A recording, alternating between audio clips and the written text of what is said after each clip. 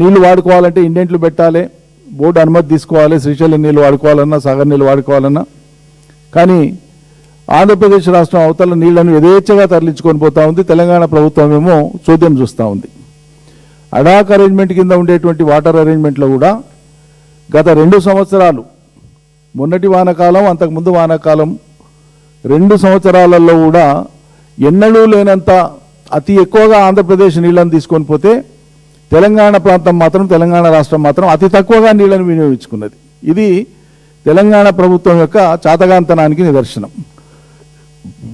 ముఖ్యమంత్రి ప్రశ్నించాడు, అదేవిధంగా కేంద్రానికి రాయాల్సినటువంటి లేఖ రాయడు, అపెక్స్ కౌన్సిల్ను పెట్టండి అని డిమాండ్ చేయడు. ఏం నడుపుతున్నారు వీళ్ళు అసలు? మరి నల్గొండ జిల్లాలో, మా పాలమూరు జిల్లాలో ఇలా వేసుకునేటువంటి పంటలన్నీ కూడా నోటికాడికి వచ్చినాయి. వరి చేలు కానీ, మక్క చేలు కానీ, రకరకాల పంటలు నోటికాడు ఉన్నాయి. ఏప్రిల్ 2-3 వారాల దాకా కనుక నీళ్ళు ఇవ్వకపోతే ఈ పంటలన్నీ కూడా నాశనం అయిపోతాయి, రైతుల నోట్లో మట్టి పడుతుంది. పెట్టినటువంటి లక్షల కోట్ల రూపాయల పెట్టుబడులన్నీ కూడా వృధా అయిపోతాయి.